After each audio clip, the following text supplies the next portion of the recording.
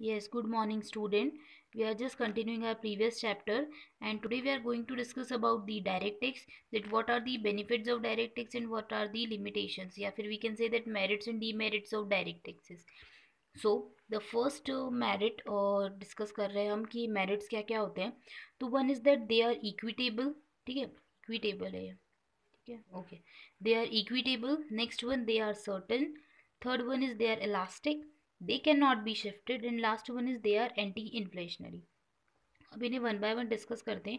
They are equitable means the main aim of tax system या फिर tax का जो भी सिस्टम होता है उसका मेन एम होता है just to establish the equality. लोगों के बीच में इक्वालिटी होनी चाहिए.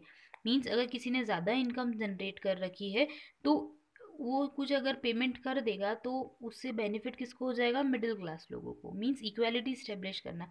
सो we can say that there is equality of income. हम इससे क्या करते हैं, इक्वल डिस्ट्रीब्यूशन ऑफ इनकम करते हैं.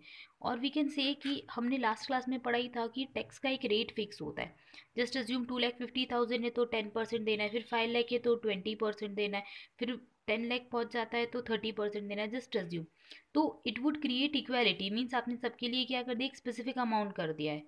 ठीक है, तो it would be beneficial for you that कि आप equitable distribution of income create कर रहे हो. Next is they are certain. They are certain means the percentage and the income amount would be fixed by the government. Government fix करती है कि अच्छा आपको 10% पे देना है अगर आप 2,50,000 तक अर्निंग करते हो तो it would be certain and fix. मतलब ये चीज़ फिक्स होती है, हम इसको चेंज नहीं कर सकते. It is one of the merit of direct tax. जो गवर्नमेंट लास्ट ईयर डिसाइड कर लेती है, एक टैक्स का स्लैब डिसाइड करती है और उसी को इम्प्लीमेंट करती है. Next we can say that they are elastic. Elastic मतलब क्या होता है, तो स्टूडेंट आपने इलास्टिक वर्ड मतलब होता है चेंज. इलास्टिक मतलब क्या होता है, changes. Means as our income is increases our tax rate also changes. तो हम ये बोल सकते हैं कि हम जो डायरेक्ट टैक्स है उसका सबसे बड़ा बेनिफिट ये है that it is elastic in nature. मतलब इट कीप्स ऑन चेंजिंग. ये हमेशा क्या होता रहता है, चेंज होता रहता है. मीन्स 2013 में कुछ और टैक्स का स्लैब होगा, 2015 में कुछ और हुआ. परचेजिंग पावर के अकॉर्डिंग चेंज होता रहता है. सो वी कैन सी कि that it is elastic in nature. Next, they can't be shifted. We know कि direct tax are those types of tax on which the burden of a tax payment should be lies on a person who is earning income. ठीक है, जो भी इंसान income generate करता है उसी को टैक्स पे करना पड़ता है. वी कैन नॉट से कि हमारी इनकम में तो हमारे फादर टैक्स दे देंगे. Can we say that, no ना. So we can easily say कि it is the benefit of direct tax that we can not shift our burden. हम हमारा बर्डन शिफ्ट नहीं करते. जिसकी प्रॉपर्टी है उसी को टैक्स देना है. प्रॉपर्टी है मीन्स यू आर वेल्दी. ठीक है, वेल्दी हो तो आप टैक्स पे कर सकते हो. Next, they are anti inflationary. Anti inflationary मतलब, एंटी मतलब क्या होता है, एंटी मतलब होता है किसी चीज़ के अपोजिट जाना. ठीक है, या किसी चीज़ के अगेंस्ट में जाना. ठीक है, फेवर नहीं करना. तो वी कैन से कि इन केस ऑफ इन्फ्लेशन दूसरे जो टैक्स रेट्स होते हैं या टैक्स सिस्टम होते हैं, if you are talking about direct tax then it is anti inflationary. मतलब इकोनॉमी के अंदर स्टेबिलिटी लेके आता है. क्या लेके आता है, it create stability in prices. Prices के अंदर क्या होती है, मार्केट में या इकोनॉमी के अंदर स्टेबिलिटी आती है with the help of direct taxes. क्योंकि वो एक फिक्स्ड अमाउंट होता है तो फिक्स अमाउंट हर चीज़ क्या हो जाती है, इकोनॉमी में फिक्स्ड हो जाती है, सर्टेन हो जाती है. So it is the benefit that it is anti inflationary. Means ये इन्फ्लेशन को रिड्यूस करता है. Now discuss the demerits of direct tax. Direct tax की डीमेरिट क्या है, दैट समटाइम इट्स इनकन्वीनियंट. मतलब अभी आप लोगों को पता है कि जो टैक्स का पेमेंट का सिस्टम जो है, इनकम टैक्स जब भी आप पे करते हो या हम कोई सी भी टैक्स की बात करें डायरेक्ट टैक्स के बारे में, so there is a particular act. ठीक है, we have to go through that particular act. So sometime it's inconvenient for a person just to pay online tax. हमको ऑनलाइन पेमेंट करना पड़ता है तो it become difficult for a person. ये लोगों के लिए डिफिकल्ट हो जाता है that by which sources they are generating their incomes and they have to assess them. ठीक है, उनको असेस करना पड़ता है.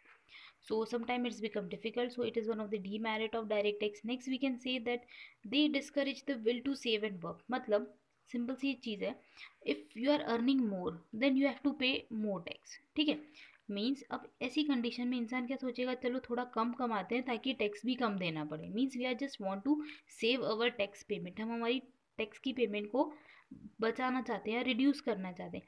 तो this type of tendency will lead to, या फिर मतलब इस टाइप की टेंडेंसी से क्या हो जाता है, पर्सन सोचता है कि चलो हमें सेविंग नहीं करनी या फिर हमको क्या करना है, कम काम करना है या फिर कम अर्निंग करनी है. क्योंकि हम ज़्यादा अर्निंग करेंगे तो हमको ज़्यादा टैक्स देना पड़ेगा. ओके, तो sometime it's become a demerit या फिर डिफिकल्ट फॉर अ पर्सन. उसको ऐसा करना पड़ता है कि उसको सेविंग को रिड्यूस करना पड़ता है, वर्क को रिड्यूस करना पड़ता है. Next, encourage tax evasion. Tax evasion means क्या होता है, टू डू मैनिपुलेशंस, ठीक है, क्या करना, मैनिपुलेशंस करना। तो कभी कभी कुछ लोग ये सोचते हैं कि हमको ज़्यादा टैक्स देना है, तो वो लोग क्या करते हैं, इलीगल तरीके से, आपने सुना होगा कि ब्लैक मनी का जनरेशन हो जाता है, ठीक है, just to save their tax, उनको टैक्स को सेव करने के लिए। टैक्स इवेजन मीन्स होता है कि एक रॉन्ग मेथड के through you are just manipulating your books of account, just want and your main aim is to pay less tax, ठीक है, या फिर not to pay proper tax, ठीक है, विच इज़ एडिक्वेट, जो भी एडिक्वेट टैक्स है आप वो पेमेंट नहीं कर रहे हो। तो ये सबसे बड़ा डीमेरिट है डायरेक्ट टैक्स का, दैट कि लोग मैनिपुलेशंस कर देते हैं और टैक्स इवेजन की प्रैक्टिस ट्राई कर देते हैं, बहुत सारे लोग टैक्स बचाने के चक्कर में। Next, lack of contribution by poor people. Poor लोगों के लिए बहुत कम कंट्रीब्यूशन होता है, ये सबसे बड़ा डीमेरिट है। जैसे सेल्स टैक्स, तो हर कोई सेल्स टैक्स की बात करे या फिर जो भी आप गुड्स परचेस करो उन पे आप टैक्स दे रहे हो, इनडायरेक्ट टैक्स, तो उसमें हर किसी का कंट्रीब्यूशन होता है, बट डायरेक्ट टैक्स में कंट्रीब्यूशन नहीं होता, जस्ट बिकॉज पुअर लोगों उस स्लैब में ही नहीं आते जो इनकम जो है गवर्नमेंट ने डिसाइड कर रखी है, ठीक है, जैसे हमने लास्ट एग्जाम्पल में पढ़ा ही था कि government had fixed ₹2,50,000 as a minimum income, ठीक है, बट बहुत सारे लोग होते हैं जो उस इनकम के अंदर ही नहीं आते, तो वी कैन सी कि it would be less contributed by the poor people may not be capable enough to contribute too much to pay tax, ठीक है, ये बोल सकते हैं। Next, encourages class feeling. Class feeling मतलब आपको पता होगा कि जब भी गवर्नमेंट को टैक्स पे करते हैं ना, उसके बाद एक लिस्ट निकलती है, उसके अंदर लिखा होता है कि इस पार्टी ने, इस मेंबर ने ज़्यादा पेमेंट किया, इस मेंबर ने ज़्यादा पेमेंट किया, तो some time we can say it creates class feeling, means high class लोग ज़्यादा टैक्स देते हैं, लोअर क्लास लोग कम टैक्स देते हैं, तो it is as simple as that, high class लोग ज़्यादा अर्निंग करते हैं, that's why they are just paying more tax, and middle class are not paying that much which had been paid earlier by the high class society. तो sometime it encourages class feeling, तो इससे क्या हो जाती है, कभी कभी class feeling आ जाती है, means it is a feeling of discrimination, we can simply say, तो ये डिस्क्रिमिनेशन वाली फीलिंग आ जाती है, ठीक है। ये हो गया हमारे डायरेक्ट टैक्स के merits and demerits. Now let's discuss the indirect tax. अब अपन इनडायरेक्ट टैक्स देख लेते हैं, that what are the merits of indirect taxes and what are the demerits. Student, एक चीज़ ध्यान रखिएगा कि जो भी हमारे डायरेक्ट टैक्स के बेनिफिट होते हैं वो इनडायरेक्ट टैक्सेस के क्या बन जाते हैं, डीमेरिट्स बन जाते हैं, कुछ कुछ, और कुछ डीमेरिट्स जो होते हैं वो क्या बन जाते हैं, इनडायरेक्ट टैक्सेस के मेरिट बन जाते हैं, तो आप उन्हें कोरिलेट कर लीजिएगा, बाकी एक्स्ट्रा कुछ जो है वो मैं आपको बताती हूँ। So the indirect tax we can say कि that the tax on which the burden could easily be shifted would be known as indirect tax, उसको अपन indirect tax बोलते हैं, just like sales tax होता है, other taxes होते हैं।